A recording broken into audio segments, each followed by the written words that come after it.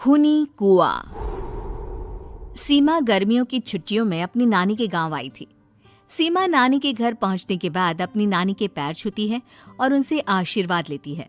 तभी उसकी नानी उससे कहती है, इतनी बड़ी हो गई मेरी सीमा, चल जल्दी से हाथ मुंह धो ले, मैं तेरे लिए खाना लगा देती हूँ। भूख लगी होगी ना? हाँ नानी, भूख तो लग रही है मुझे, आपके हाथ के बने हुए पीले दाल और चावल खाने की। कितना टाइम हो गया है मुझे आपके हाथ का बना हुआ दाल चावल खाए हुए। तू तो नौकरी में व्यस्त थी, तो तुझे कहाँ से टाइम मिलेगा अपनी नानी के लिए? और जब इतने टाइम बाद आई है तो ज्यादा टाइम के लिए रुक कर जाएगी तू। हाँ नानी, इस बार पूरे 2 महीने के लिए आई हूँ। सीमा की नानी अंदर जाकर उसके लिए खाना बनाने लगती है। सीमा कमरे में अकेली होती है, तभी उसे किसी औरत के रोने की आवाज सुनाई देती है। वो कभी खिड़की से बाहर झांकती है तो कभी दरवाजे से बाहर झांकती है। उसे समझ में नहीं आ रहा होता है कि आखिर रो कौन रहा है। तभी नानी खाना लेकर आ जाती है। वो अपनी नानी से कहती है, नानी, कोई औरत रो रही है क्या? मैं जब से यहाँ आई हूँ तब से मुझे यहाँ किसी औरत की रोने की आवाज आ रही है। हे भगवान, कहीं ये वही तो नहीं? बोलो ना नानी। अरे कोई नहीं रो रहा, ये तेरे मन का वहम है। और तू ना अब खाना खा ले, ज्यादा यहाँ वहाँ की बातों में ध्यान मत दिया कर। जल्दी से खाना खा और फिर मेरे साथ आ जा मेरे कमरे में, दोनों बैठकर खूब सारी बातें करेंगे। ऐसे ही अगले दिन सीमा अपनी नानी के साथ गांव के बाजार जा रही होती है।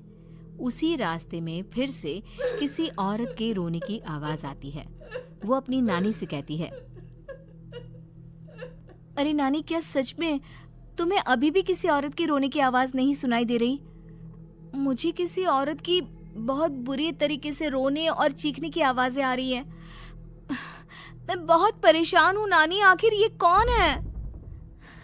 मुझे लगता है कि सीमा को शहर भेज देना चाहिए, यहाँ रहना उसके लिए ठीक नहीं। नानी बोलो ना, आप चुप क्यों हो जाते हो? सीमा, तू घर चल, मुझे तुझसे बहुत जरूरी बात करनी है। नानी सीमा को घर ले आती है और सीमा से कहती है, सीमा, कल सुबह तू शहर वापस चली जाएगी। अरे अचानक? आखिर क्या बात है नानी, आप मुझे ऐसे जाने को क्यों कह रही हो? मैं बस जो कह रही हूँ उस पर ध्यान दे। तू कल सुबह यहाँ से चली जाएगी, और ये बात मैं कोई मजाक में नहीं बोल रही। तू कल जाएगी तो मतलब जाएगी। अरे नानी, चली जाऊंगी मैं, ठीक है, पर आखिर बात क्या है ये तो बता दो। मम्मी से कोई बात हुई है या फिर मुझसे कोई गलती हुई है जो तुम मुझे अचानक से जाने के लिए बोल रही हो? देख सीमा, रात बहुत हो चुकी है और मुझे इस बारे में कोई बात नहीं करनी। चल, अब चल के मेरे साथ सो जा। सुबह की बस पकड़कर तुझे शहर भी तो जाना है। सीमा को अपनी नानी का ऐसा व्यवहार देखकर बहुत ही अजीब लगता है। उसे कुछ समझ में नहीं आ रहा होता है कि आखिर उसकी नानी उसे अचानक से गांव छोड़कर जाने के लिए क्यों कह रही है। ये सारी बातें सोचते सोचते सीमा की आंख लग जाती है और वो अपनी नानी के साथ सो जाती है। ऐसे ही आधी रात को सीमा को फिर से किसी औरत की रोने की आवाज सुनाई देती है।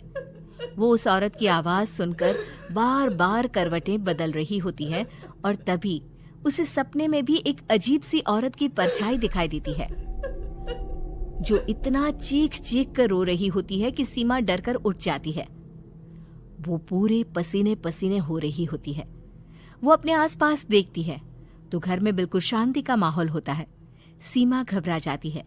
वो अपनी नानी को जगाने की कोशिश करती है, मगर उसकी नानी नहीं जगती। सीमा को फिर से उस औरत की रोने की आवाज सुनाई देती है। आखिरकार सीमा अपने आप को रोक नहीं पाती और वो घर का दरवाजा खोलकर बाहर निकलती है। आखिर ये माजरा क्या है? आज तो मैं पता करके रहूंगी। अब आवाज का पीछा करते हुए सीमा आधी रात को गांव के चौपाल के पास बने कुएं के पास पहुंच जाती है, जहां कुएं की चारों ओर बेड़ियां लगी होती हैं उन बेड़ियों में लगे हुए ताले के साथ एक लाल रंग का कपड़ा और माता रानी का कलावा बंधा होता है। उस कुएं में से सीमा को किसी के रोने की आवाज आती है। सीमा परेशान हो जाती है। इस कुएं में कौन है? कौन है यहाँ? सुनो, कौन है? कौन रो रहा है? वो चिल्ला चिल्ला कर पूछती है और साथ ही लोगों को जगाने की कोशिश करती है, मगर किसी को भी उसकी आवाज सुनाई नहीं देती। अब सीमा खुद उस कुएं के पास की बेड़ियों और तालों को खोलने की कोशिश करती है और किसी तरह कुछ देर की मशक्कत के बाद सीमा उसको खोल भी देती है। और जैसे ही वो कुआं खोलकर उसके अंदर झांकती है, सीमा उस कुएं में गिर जाती है। इतने में उसकी नानी की नींद भी खुल जाती है और सीमा को पास ना देखकर नानी परेशान हो जाती है। नानी घबराकर पूरे घर में उसे ढूंढने की कोशिश करती है, जिसके बाद उसकी नानी और सभी लोग उस खूनी कुएं के पास जाते हैं और सीमा की नानी कुएं के पास खड़ी होती है। सभी गांव वालों और सीमा की नानी को सीमा के चिल्लाने की आवाज आती है। बचाओ, कोई मुझे बचाओ। मेरी बच्ची, हम आ गए, हम तुझे बचा लेंगे। नानी, मुझे यहाँ बहुत डर लग रहा है। यहाँ इंसान की कटी हुई मुंडिया, हाथ, पैर और कंकाल है और खून भी है। नानी, मुझे डर लग रहा है। आप सब मेरी मदद कीजिए, नहीं तो ये खूनी कुआं मेरी बच्ची को भी खा जाएगा। अरे मुझे तो ये समझ में नहीं आ रहा कि आखिर इस खूनी कुएं को खोला किसने।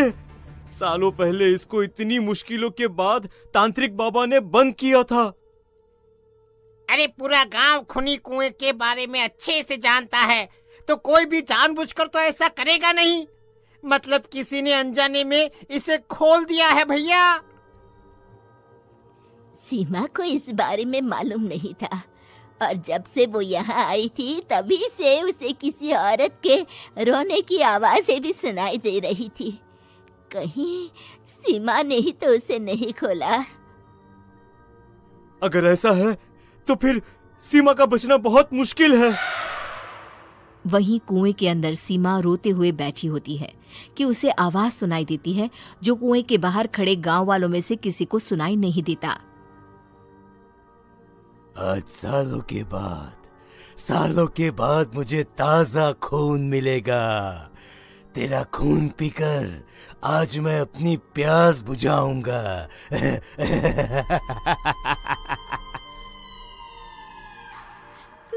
कौन है? मत मारो प्लीज, मुझे जाने दो प्लीज। मैंने किसी का क्या बिगाड़ा है? वो तुझे मरने के बाद पता चल ही जाएगा। जितने में गांव वाले और सीमा की नानी कुछ सोच पाते, उतने में उन्हें सीमा के चिल्लाने की आवाज आती है और अगले ही पल सब शांत हो जाता है। क्या हुआ? सीमा, मेरी बेटी। माफ करना बहन, लेकिन अब सीमा वापस नहीं आएगी। हमें एक बार फिर से कुएं को बंद करना होगा। गांव वाले तभी तांत्रिक को बुला कर लाते हैं। एक बार फिर अपनी शक्ति से तांत्रिक बाबा उस कुएं को हमेशा हमेशा के लिए बंद कर देते हैं और वहां एक बोर्ड लगा दिया जाता है कि यहाँ आना मना है।